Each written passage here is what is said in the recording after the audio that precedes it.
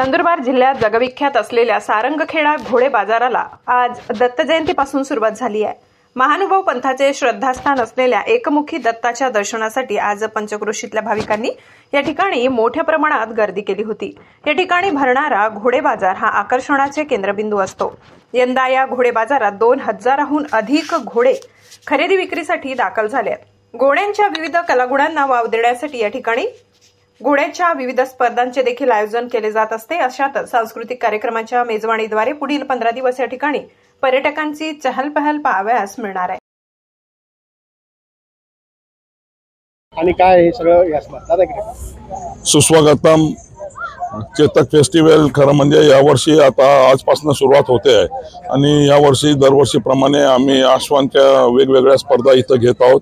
18 तारखेला अश्वनृत्य स्पर्धा असेल, 19 तारखेला नुकरा जे सफेद कलरच्या घोड्यांची अश्व प्रदर्शनी अश्व सौंदर्य स्पर्धा असेल, 20, 21, 22ला मारवाडी आदंत 2 दात आणि मेर स्टॅलियनची शो असेल, हॉर्स शो असेल, अश्व प्रदर्शनी असेल, मारवाडी जातीच्या प्रजातीच्या अश्वांची सौंदर्य स्पर्धा असेल। त्याच्यानंतर 23 तारखेला रेवाल रेस असेल। 24 पासून इक्विस्टेरियन स्पोर्ट्स जे अश्व क्रीडा स्पर्धा म्हणतो आपण आता त्यांची सुरुवात होईल।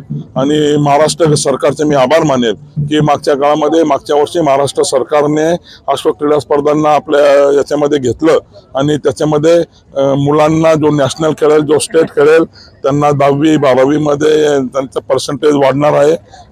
सैन्य दलामध्ये मी खरं म्हणजे माझ्या तरुण मित्रांना विनंती करेल, आवाहन करेल की अश्व क्रीडा स्पर्धांमध्ये सैन्य दलासाठी जो स्टेट आणि नॅशनल खेळतो त्यांच्यासाठी 5% जागा राखीव असतात, म्हणून आपण त्याच्याकडे खरं म्हणजे तरुणांनी विशेष लक्ष दिलं पाहिजे।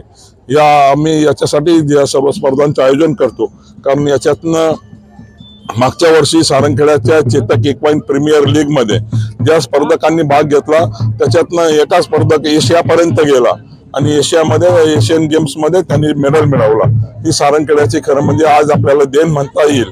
आणि यावर्षी सुद्धा जवळपास 150 ते 200 मुलं वेगवेगळ्या शाळांचे संपूर्ण महाराष्ट्र राज्यातून आलेले येतील आणि ते या स्पर्धांमध्ये भाग घेतील।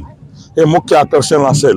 आणि इथं खरं म्हणजे आपण बघतो आहोत की समोर इथं उच्च प्रजातीचे अश्व ज्यांची किंमत 1 करोड पासून ते 10 करोड पर्यंत असते, 11 करोड पर्यंत असते, अशा किमतीचे अश्व 17 तारखेपासून या सारंगखेड्याच्या अश्व बाजारामध्ये दाखल होतील।